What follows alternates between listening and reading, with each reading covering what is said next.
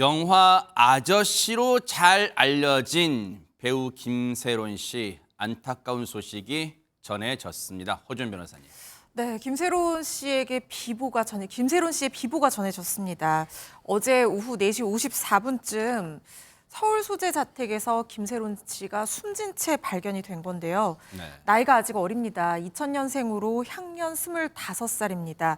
만나기로 약속했던 친구가 김세론 씨의 자택에 방문을 했다가 김세론 씨 발견하고 경찰에 신고한 것으로 전해졌는데 경찰 관계자는 외부 침입 흔적이라든가 범죄 혐의점이 발견되지 않았다라고 하면서 유서도 발견된 것은 없고 변사 사건으로 처리할 예정이라고 합니다.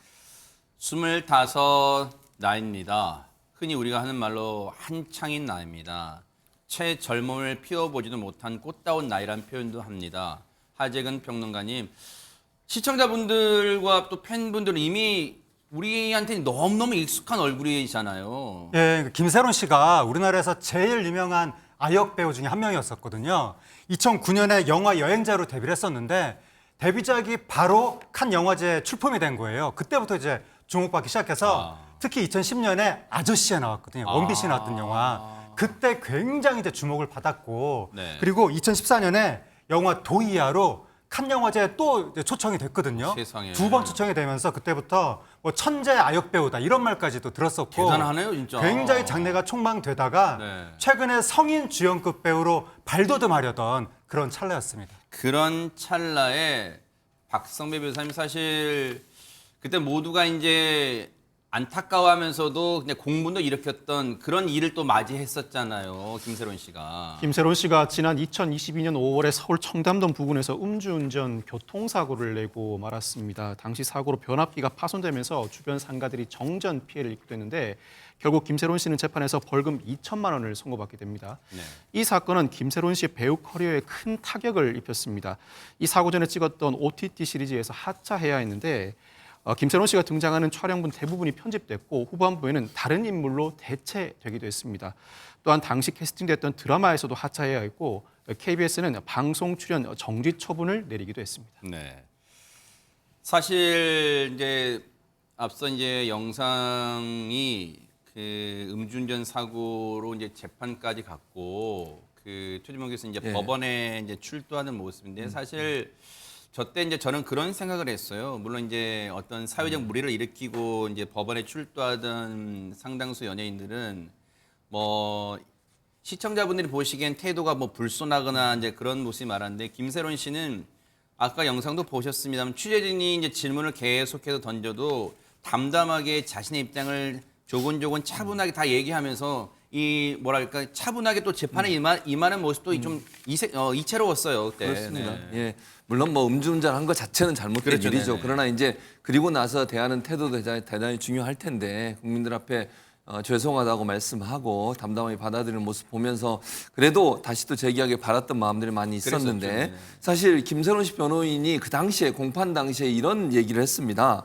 소녀 가장으로 생활고에 시달리고 있다라는 말을 해서 그때 많은 사람들한테도 충격을 줬었어요. 네네. 뭐 뉴스파이터에서 그때 그 당시에 그 사실을 전한 적도 있었는데 김세론 씨가 생활고에 시달리고 있다는 소식이 알려진 이후에 또 무슨 얘기가 있었냐면 생계를 위해서 아르바이트를 하는 모습이 공개가 됐고 네. 카페에 취업해서 일하는 모습도 취업했다는 얘기도 돌기 시작했습니다. 네. 지인에 따르면 당시 김세론 씨는 본인의 이름으로는 취업이 안 될 것 같으니까 아르바이트를 하기 위해서 개명을 했다고요. 김아임이라는 개명을 하고 그리고 나서 취업을 했는데 나중에 이제 뭐 SNS를 통해서 김아임이 김세론이고 이 사람이 지금 이름을 바꿔서 취업했다는 얘기가 들리면서 직장에서도 결국은 해고 통보를 받았다고 합니다. 그 이후에 이제 다른 데 취직도 안 되고 생활고에 시달리다 보니까 고민이 좀 많았던 것으로 보이지고요. 네. 또 지난해 4월에는 연극을 통해서 2년 만에 활동을 재개를 했는데 여론의 몸매를 맞은 뒤에 하루 만에 결국은 건강상의 이유로 하차를 하면서 결국은 그것도 불발에 그치게 됐습니다. 네, 이 부분이 이제 선뜻 이해가 안 되는 대목이에요. 유인경 평론가님. 물론 앞서 음주운전으로 이 큰 사고를 내고 그 일대 가게 영업 피해를 끼친 점은 물론 이제 죗값을 치러야 되는 분명한 그 범죄지만 이후에 이제 누구나 갱생의 시간은 주어져야 되잖아요. 그러면 보세요. 개명도 해서 열심히 카페 아르바이트도 해보겠다고 의욕도 다졌고 그리고 배우니까 천상계 배우니까 복귀작도 좀 이 복귀도 좀 기대했을 거고 그런데 보세요 거기에 이른바 손가락으로 악플을 다는 사람들 때문에 25의 나이로는 감당하기 쉬운 상황이 아니었을 거 아니에요 세상에. 김세론 씨는 2000년생인데요. 사실 어떻게 보면 데뷔가 2001년 한 살 때예요. 아 그래요? 예, 아동 잡지 표지 모델로 그때부터 카메라를 그래요? 주목을 받았던 배우거든요.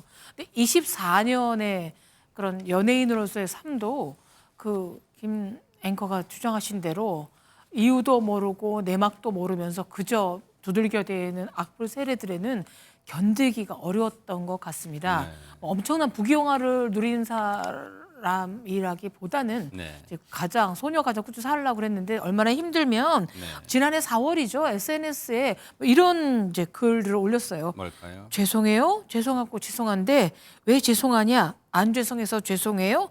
라고 한 유튜버의 영상을 올리기도 했고요. 그만들 좀 하면 안 돼? 그럼 안 돼요. 라는 영화 속 대사가 남긴 게시물을 했습니다. 어떻게 보면 이게 유튜버나 어떤 뭐 다른 글들을 통해서 자기 속마음을 내비친 게 아니냐라는 생각을 했는데 주변 측근에 따르면 김세롬 씨는 이제 극심한 생활고에도 시달렸고 네. 그러니까 생활고라는 게 그냥 가능하다는 게 아니라 그걸 헤쳐나가려고 카페 알바를 하려고 해도 계속 부딪히는 벽. 또 새로 도전하라고 하면 또 벽. 근데 이게 만년에 이르는 분이 아니라 25살, 어떻게 100세 인생에 4분의 1밖에 안 살았는데 이런 벽들이 있으면 앞으로 무슨 생각을 하고 어떤 희망이 있을까라는 희망이 좀 꺾인 것 같은데 주변의 지인들에 말하면 상담도 받고 전문의로부터 그 치료도 좀 받았고 꾸준히 좀 고치려고 그러니까 병을 낫게 하려는 데 애썼다고 해서 더욱더 안타깝습니다. 하지금 평론가님, 그 주변 분들 얘기가 생전에 김세론 씨가 정말 자신의 어떤 어려운 뭐 정신적이든 경제적이든 그 어려운 환경을 극복해내고자 부단히도 노력을 했다 이런 얘기가 들려요. 김세론 씨가 경제적으로 상당히 어려운 상황이었던 것 같거든요. 근데 그런 얘기가 나올 때마다 보도 기사가 계속 됐거든요. 그런 기사가 나올 때마다 네티즌들이 거기에 계속 뭐 조롱하는 댓글들을 달았던 거예요. 그러니까 김세론 씨가 사람들 생각에 유명한 배우인데 무슨 사건 한번 저질렀다고 생활고를 당하겠느냐 그렇게 생각했던 거예요. 잘 산다고 사람들 생각을 해가지고 그래서 김세론 씨가 뭐 아르바이트 한다고 했을 때 사람들이 계속 막 공격하고 조롱하고 그랬었는데 네. 사실은 굉장히 좀 어려웠던 것 같고 최근에는 지인들하고 카페 개업을 준비하고 있었다고 합니다. 그러면서 또 한편으로는 연예계 복귀도 준비를 했었고 네. 근데 이제 이런 소식이 전해지니까 지인들은 굉장히 지금 놀라고 있다고 하고 그리고 지난해 11월에는 영화 기타맨을 촬영을 했거든요. 아, 그래요? 네, 그 촬영할 당시에 감독이 김세론 씨가 의욕이 넘쳤었고 현장 분위기도 주도했다. 작품에 임하는 자세도 성실했었다라고 전하고 있는데 그 영화가 김세론 씨의 유작이 되고 말았습니다. 갑작스런 비보에 허주연 변호사님 연예계에도 큰 충격과 슬픔에 빠져 있을 것 같습니다.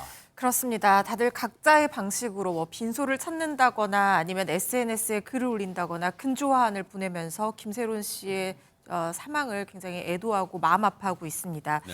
특히 영화 아저씨로 인연을 맺은 배우 원빈 씨의 모습도 눈길을 끄는데요.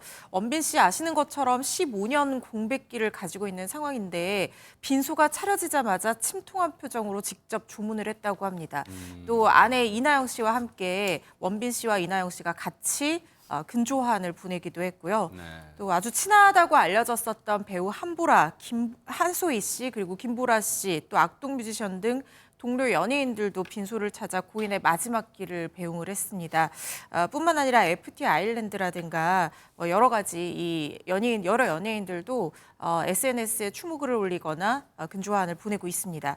근데 팬들 사이에서는 김세론 씨가 생전에 악성 댓글에 과도하게 시달리고 마음고생을 많이 했다라는 얘기들이 나오고 있습니다. 김세론 씨 팬들이 추모 성명문을 발표를 했는데요. 김세론 씨가 자신의 과오를 인정하고 또 반성하면서 다시 일어서기 위해서 노력을 했지만 네. 그 과정에서 김세론 씨가 이 25의 나이로 감당해야 했던 어떤 비난의 정도라든가 여론의 외면이 어떤 인간적인 한계를 넘는 것이었다 이렇게 지적하는 목소리도 담았습니다. 고 김세론 씨 이제는 고통 없는 하늘나라에서 영면하기를 뉴스파이터가 진심으로 기원해 보도록 하겠습니다.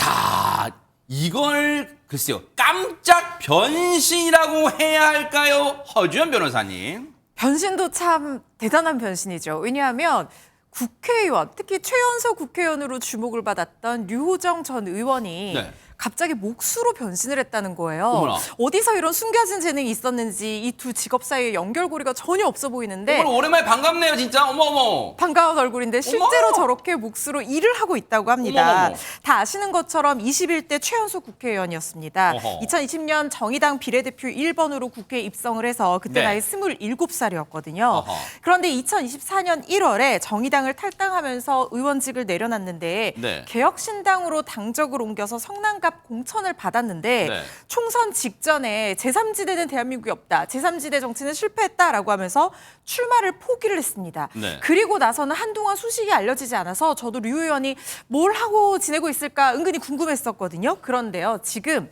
경기 남양주에 있는 맞춤형 가구 제작 및 인테리어 업체에서 어머. 목수로 일하면서 근무 중이라고 합니다. 뭐 진짜예요? 근데 혹시 시청자분들 중에는 혹시 이거 인별그램에 올리려고 챌린지 그런 거 아니야 하실 텐데 그게 아니랍니다. 근데 국회의원과는 전혀 다른 삶을 살고 있는 거잖아요. 진짜 목수의 삶이 어떤지 저희 뉴스파이터 제작진이 또 어떤 제작진입니까? 직접 들어봐서요. 같이 한번 들어보시고 이어가 보도록 하겠습니다. 작년에 이제 일 그만두고 학원을 7월 달부터 다녔어요. 한 반년 조금 안 되게. 필기 뭐 정도 땄고 실기는 아직 올해 쳐야 되고 취업을 먼저 한 거죠. 어떻게 보면 이제 제가 총선 후에 싱싱한 날백수가 된 거잖아요. 그래서 인생을 다시 산다면 무슨 직업으로 살지 생각을 고민을 좀 했고요. 그래서 이제 피땀 흘려서 일하는 직업, 결과물이 좀 바로 손에 잡히는 그런 직업을 가져야겠다는 생각을 하고 탐색한 결과로 지금 목수 일을 하고 있습니다. 저는 고생을 좀 더 하고 살아야겠다라는 생각도 그냥 문득 했던 것 같아요. 지금도 뭘 만들고 있었습니다. 여기서 류목수라고 하죠. 박성배 변호사님, 류호정 전 의원. 아니 근데 지금 이제 류목수라고 불러야 될 텐데 여전히 말은 그냥 시원시원하게 합니다, 진짜네. 말하는 거 들어보면 참 재미있습니다. 류호정 전 의원 총선 후보 등록을 포기한 뒤에 싱싱한 날백수가 됐고 어떤 직업으로 살까 고민하다가 피땀 흘리는 일을 해보고 싶다는 생각이 들었다고 합니다. 또 나를 따라다니던 이 고생 모르는 철딱선이 없는 국회의원이라는 선입견도 영향을 미쳤던 것 같다면서 진짜 고생을 해봐야겠다는 심산이었다고 설명했습니다. 그리고 자신의 SNS에 직접 류호정 목수라고 적힌 명함을 공개하기도 했는데 오. 회사도 소개합니다. 실내 인테리어 시공, 고급 원목 가구 제작에 특화되어 있는 회사라고 소개하면서 이 나무라는 소재의 자연 그 자체라 휴식 공간에 목재가 많으면 자신은 편안함을 느끼는데 연락 주시면 성심껏 상담해드리겠습니다라고 글을 남기기도 했습니다. 야, 근데 유익엽 평론가님, 아니 근데 그래서 그럴지 뒤에 공구를 배경으로 딱 팔짱 끼고 찍은 모습이 국회 뭐 의원회관에서 찍은 모습보다 더 멋져 보이기도 해요 지금. 그 의원에서 찍힌 거는 좀 이상한 복장, 약간 등 파진 거, 네, 예전에. 타투 뭐 이런 거였는데 저는 류호정 의원이 1992년생이더군요. 오.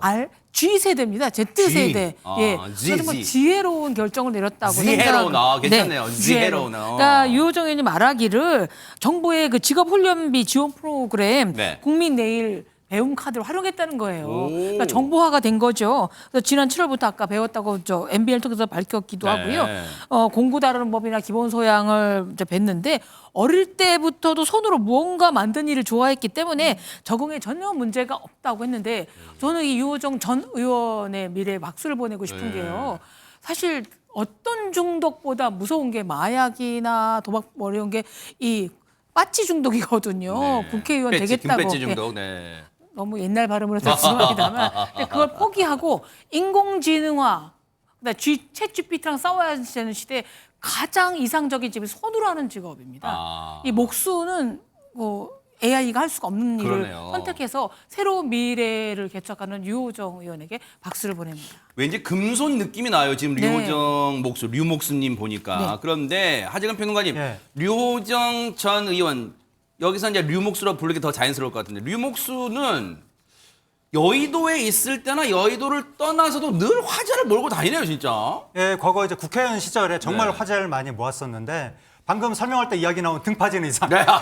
네. 2021년 6월 16일 날 등장했던 의상인데 네. 그때 이제 문신 합법화 기자회견을 하면서 본인 등에 문신 스티커를 직접 붙이고 저 나왔던 모습이네요. 네네. 저 모습이 화제가 됐었고 네. 2023년에는 아예 문신사 지갑 코드를 저렇게 딱 붙이고 나와서 네. 저것도 화제가 됐었고 저게 직업 코드인가 봐요. 그렇습니다. 문신사 지갑 코드. 그리고 또 뭐 국회 그 본회의 참석할 때도 보면 항상 여러 가지 의상들을 입고 다양하게 진짜 나왔었거든요. 다양해요, 진짜. 어머. 매번 저 의상들이 화제가 돼서 아마 건국 이래 복장으로 가장 많이 화제가 된 국회의원이 아니었을까. 네. 그렇게 이슈를 몰고 다녔었습니다. 혹시 이제 근황을 오랜만에 들으신 분들은 반갑네 하시겠지만 혹시 이제 한편으로는 혹시 이거 다시 관심을 좀 끌어서 정치권에 복귀하려는 수순 아니야라는 시선을 가지신 분도 있을까봐 저희 제작진이 물어봤어요. 같이 한번 들어보시고 이어가 보도록 하겠습니다. 뭐 옛날만큼은 아니지만 그래도 뭐 뭐랄까요, 그냥 시민으로서 가져야 할 최소한의 관심 정도 갖고 보고 있습니다. 뭐 이제 막 취업했고 일 배우느라 많이 바쁘다 보니까 뭐 다른 활동을 할 여유는 전혀 없는 것 같고요. 그래도 뭐 항상 좀 도전하면서 살아왔으니까 또 어느 순간 새로운 뭐 도전을 하고 있을 수도 있죠. 지금 살아온 것처럼. 정치와는 무관합니다. 또 새로운 도전이라는 건. 네. 최지명 교수님, 예. 우리 표현 그런 거 있잖아요. 특히 스포츠에 끝날 때까지 끝난 게 아니야. 이게 정치와는 새로운 도전이 무관하다는데 이거 진짜 어떻게 고지고대로 믿어야 돼요? 아니 뭐 그건 미래에 아직 이제 젊으니까 미래에 어떤 일이 일어날지 아무도 몰라요. 뭐 지금 상황에서는 지금 이제 유목수가 얘기하신 것처럼 유목수가 얘기하신 것처럼 지금 상황에서는 선을 긋고 있는 게 맞는 것 같아요. 그러니까 당장은 뭐 정치 일선에 개입하거나 아니면 나올 생각이 없다는 건 분명한 것 같은데 뭐 기회는 언제든지 옵니다. 또 새로운 정당들이 만들고 그러면 전직 의원들이나 이런 분들 경험 있는 사람들을 영입하려는 시도도 많이 하거든요. 그러니까 충분히 저는 기회가 있을 거라고 보는데 네. 현재로서 지금 유목수께서는 네. 그런 생각은 없다. 선을 그으셨고요. 정치는 꼭 당직이나 공직을 통해서만 하는 게 아니고 사실 시민으로서 좋은 정치를 위해서 고민하는 것도 정치에 참여하는 거니까 그러네요, 맞아요. 그렇게 하겠다고 얘기를 했는데 어쨌든 목수로서 꼭 성공하시고 그 경험이 또 맞아요. 혹시나 정치권에 들어온다면 더 좋은 정치인이 되는 그렇죠, 기회가 될 그렇죠. 거예요. 네네. 그렇기 때문에 문을 닫아놓은 거라고 저는 보지 않고 네. 기회는 또 올 수 있다고 생각합니다. 예전에 그런 시조가 있잖아요. 나무는 가만히 있으려고 하는데 바람이 가만 안 냅둔다 그런 게 있잖아요. 지금은 류호정 전 의원, 류목수에게 필요한 건요. 우리가 언제 다시 정치권에 오나 그런 말고 이상한 관심 말고 지금에 하고 있는 역할 그 자리에서 성공하기를 우리가 진심으로 기원해 보는 게 아닐까 그런 생각해 봅니다. 류목수 화이팅! 네, 응원하겠습니다.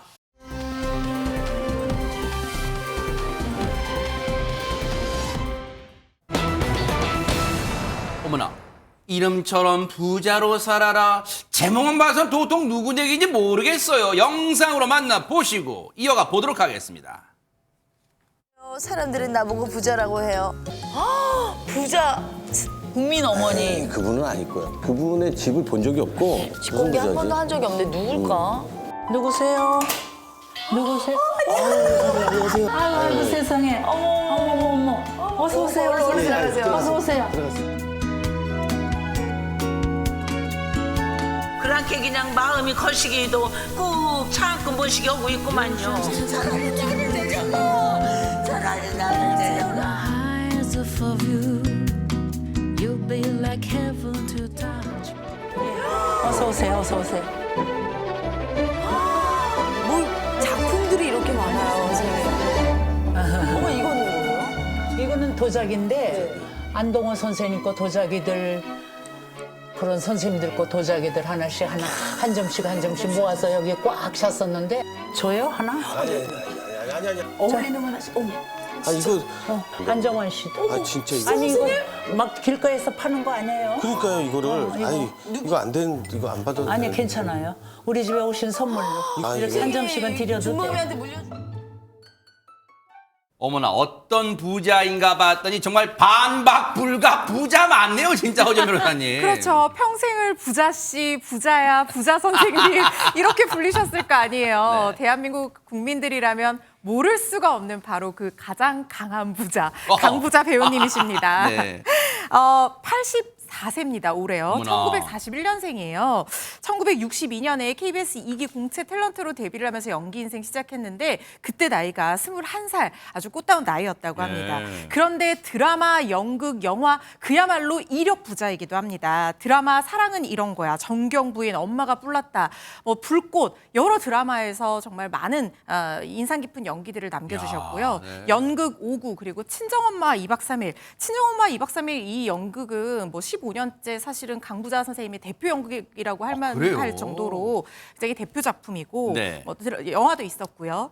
그리고 국민 엄마 역할 많이 했기 그랬죠, 때문에 네. 국민 엄마 호칭도 얻었고 특히 한 라면 CF에서는 아주 오랫동안 이 무대를 전속 무대를 하시면서 또 우리 막 가슴속에 깊이 남아있는 그런 모습을 보였잖아요. 네. 그런데 그런 강부자 배우가 최근 MBN 가보자고 프로그램에 출연을 해서 연기 인생 무려 64년 만에 처음으로 청담동 자택을 공개를 했는데 네.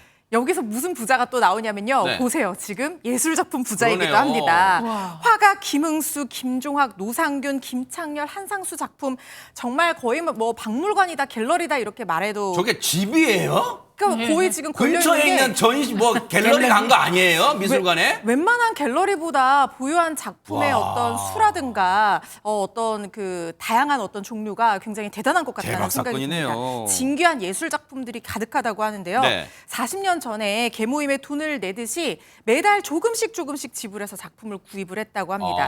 누군가는 혹시 혹자는 뭐 안 좋게 보거나 다른 생각을 할 수도 있겠지만 60년간 최선을 다해서 모아온 작품들이다라고 하면서 작품 하나하나에 애정을 드러냈다고 합니다. 어머나 60년간 모아왔대요. 그런데 그런 그녀의 삶이, 강부자 씨의 삶이 태어날 때부터 예정돼 있었다. 어머?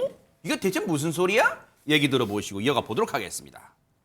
이름 자체는 누가 지어줬어요? 이름이 너무 좋아요, 선생님. 우리 아버지가. 부자들하고 진짜 그렇게 져주고. 이 다음에 부자로 살거라. 그리고 아버지가 지어주셨대. 야. 우리 아버지가 기름 장사를 했어요. 강경읍에서는 우리 집이 그래도 아버지가 사업소득세가 양조장 하시는 이은국 씨가 1등이냐, 기름 장사는 강찬 씨가 1등이냐, 그렇게 1, 2등을 다투셨다고. 야, 이 얘기 들어보니까 하재근 평론가님, 사람 이름이 그래서 중요한가 봐요. 네, 요즘에 정말 강한 부자로 살고 계시는데 그래도 우여곡절이 있었습니다. 일단 강부자 씨가 어렸을 때는 부자로 살았었거든요. 아버지가 부자로 살려면서 이름도 그렇게 지어줬었고 방금 전에 이야기 나왔던 것처럼 어렸을 때 아버지가 기름집을 하셨는데 당시 아버지 사업소득세가 그 지역에서 1, 2등을 다툴 정도였다. 대박 사건이네요. 우리 집 기름이 만주 일본까지 건너갔었다. 어머나. 굉장히 큰 사업을 하셨던 것 같습니다. 네. 근데 집에 기름이 쌓여 있잖아요. 네네. 6.25가 터진 거예요. 어머나. 그래서 기름이 쌓여 있기 때문에 다 불타버렸다는 어머나, 거예요. 세상에. 대폭발을 아마 한 것 같습니다. 그래서 강부자 씨가 10살까지는 다이아몬드로 살았는데 그게 금으로 떨어졌다가 은으로 떨어졌다가 결국 모든 것을 다 잃고 말았다라고 어머나. 얘기를 했습니다. 시쳇말로 다이아 수저, 금수도 아니에요. 다이아 수저에서 점점점 쇠락해서 모든 것을 잃었으니 그 상실감이 얼마나 컸을까요? 그러니까요. 상실감이 컸는데 그래도 이름을 부자라고 지어준 그 의미가 다시 살아나기 시작합니다. 야. 그러니까 아버지가 사실 부자로 살라고 부자라고 이름을 지어줬잖아요. 강부자 이렇게 이름을 지었는데 그 이름의 의미가 헛되지 않은 듯이 시간이 지나서 1962년도에 배우로 데뷔를 하셨는데 그때부터 전성기를 맞기 시작합니다. 야. 그러면서 엄청난 인기를 누리게 되는데요. 실제 젊었을 때는요. 한 달에 31작품을 했다고 그래요. 한 달에요? 어떤 때는 하루에 2작품을 한 적도 있었는데요. 어머나. 그때는 막 엄청나게 맞이 찍을 때기도 하고 물론 겹치기 하고 이럴 때거든요. 네. 그러니까 엄청나게 많은 작품을 하면서 네. 아이들 모유를 못할 정도로 이렇게 바쁘게 어머나. 살았다고 합니다. 네. 그리고 과거 강부자와 함께 한 예능 방송에 출연했던 송승환 씨 있잖아요. 송승환 네. 씨가 이런 말을 전하기도 했습니다. 뭔데요? 뭐라고 그랬냐면 전성기 시절 강부자와의 연기를 설명하면서 그 당시 1980년에 연예인 총 수입을 보면 강 선생님이 1년에 1,900만 원을 출연료로 받았는데 네. 그게 연예인 1위였대요. 그 돈을 요즘 돈으로 환산해 보면 네. 11억 원이랍니다. 와, 대박 사건이네요. 근데 얘기 들어보니까 진짜 롤러코스터 같다는 생각이 들잖아요, 인생이. 그런데 그거는요, 그냥 어떤 서막에 불과해요. 강부자 선생님의 최대 장점은 거침없는 입담이라는데요. 어떤 정도인지 한번 들어보시고 이어가 보도록 하겠습니다. 나는 남자들이 너무 여자들 눈치 보는 게 싫어. 눈치 좀 그만 보세요, 오빠. 요즘- 오빠 집 아닙니까? 내가 언젠가 스포츠 시상식이 있는데 그날 상 타는 남자가 아내에게 이 공을 돌리고 그동안 아내가 내조를 왜 저런 엄마가 키워줬지 엄마가 놔주고 나는 그게 너무너무 속상해. 어머니의 공을 돌려야지. 그다음에 어머니가 이렇게 놔줘서 훌륭하게 키워주셨고 우리 아내가 이렇게 해야지. 엄마 얘기를 하는 사람들이 없어 요새. 나쁜 애들이 그냥. 요즘 시대와는 조금 안 맞는 뭐 타박 지적일 수 있는데 어떻게 보셨어요? 저는 저렇게 말씀하시는 어른이 필요하다고 생각합니다. 생각이 다 다를 수는 있겠지만, 네. 근데 그 강부장 선생님은요, 저런 말씀 자격이 있으신 게 자녀를 일단 학벌로만 비교할 수는 없지만 모두 잘 키워서 지금 아들, 딸이 다 미국에 있는데 그래요? 따님은 MIT 나온 또 수재와 와. 결혼을 살고 있고요. 네. 아들은 연구원으로 일하고 네. 있다고 합니다. 그래서 정말 어떻게 보면 국회의원도 지내셨잖아요. 네. 한때. 그랬죠. 배우로서 그러니까 배우는 딴 거 다 필요 없이 연기를 잘해야 되는데 네. 연기 완벽하게 잘하셨고요. 저는 강부장 선생님이 가장 존경스러운 점은 뭐냐면 네. 본인의 연기만이 아니라 이게 다른 후배들에게 연기 지도도 많이 해주시고요. 그래요. 생활고에 시달리는 전성기가 지난 그 연기자들을 작가나 제가 추천해서 세상에. 그분들이 또 다시 생활로 올 수 있는 발판을 이렇게 베풀어준 마음도 부자인 진짜 부자이십니다. 자, 저 배우계의 데모라고 해도 뭐 손색이 네. 없을 정도의 진짜 생활이신데 삶이신데 앞으로의 또 멋진 모습 후배들에게도 귀감이 되는 멋진 모습도 계속해서 기대를 해보도록 하겠습니다. 멋지십니다.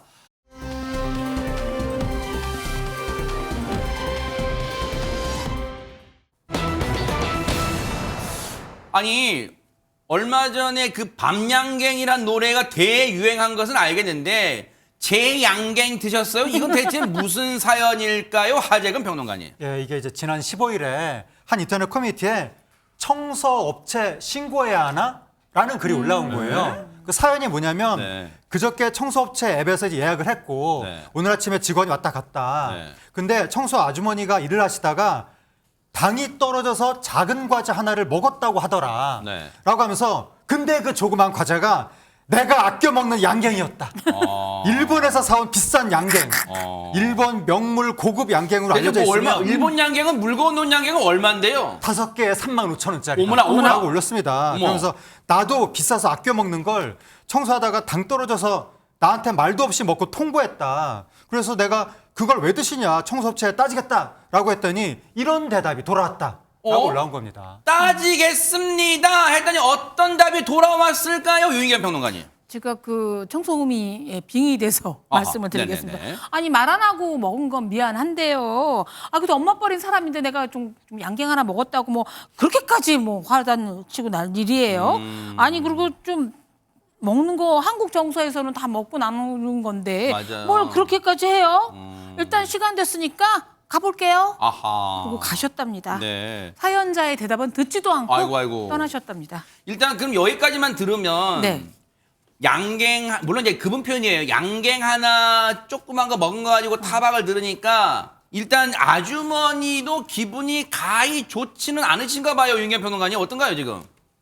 기분이 안 좋죠. 네. 일단 요거 갖고 그냥 한국 정서가 있는데 그렇죠. 근데 사실은 기분은 안 좋지만 프로답지 않다고 생각을 합니다. 저도 가끔 이렇게 청소도우미 이모님들을 많이 하지만 그러세요? 네네.